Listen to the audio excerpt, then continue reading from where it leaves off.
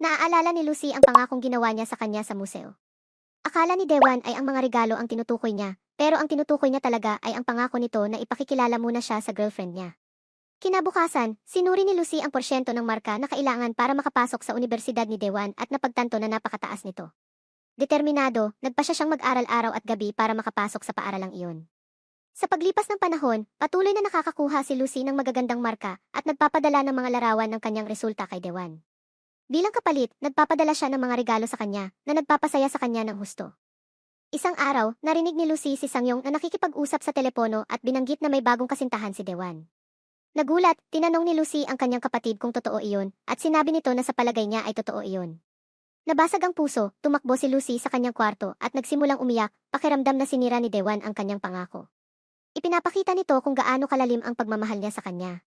Dahil sa pagiging mapuso, agad-agad nag-book si Lucy ng flight papunta sa bayan ng kanyang kasintahan. Pagdating ni Lucy, tumawag ang Sangyong at nagtanong kung nasaan siya.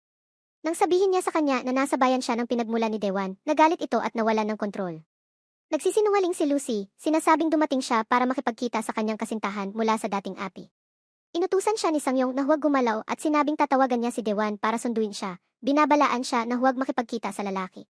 Nagulat ang kanilang mga magulang nang malaman kung gaano nakalayo ang narating ni Lucy at sinabihan siya na huwag pumunta saan man, pinayuhan siya na tumawag sa pulis kung lalapit sa kanya ang lalaki.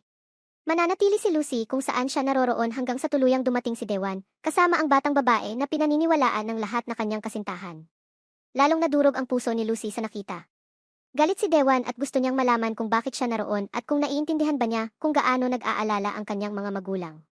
Pinapaalala niya sa kanya ang pangako niya na mag-focus sa pag-aaral at lumayo sa gulo.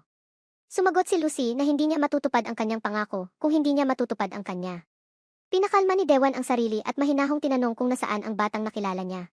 Sabi ni Lucy, naghiwalay sila dahil sa tingin niya ay masyado siyang bata para sa kanya. Tumugon si Dewan na tama ang pinili ng bata at baka naghihintay pa nga siya sa kanya hanggang sa lumaki siya.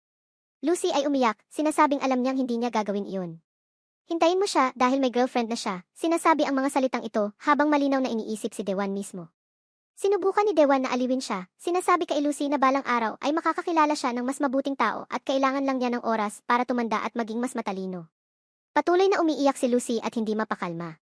Nang makita ito, humingi si Dewan ng tissue sa kasama niyang babae, pagkatapos ay sinabihan si Lucy na tumayo at sinabing ilalabas niya ito para magtanghalian. Tumanggi si Lucy, sinasabing gusto lang niyang umuwi. Sumasang-ayon si Dewan ngunit sinabi muna sa kanya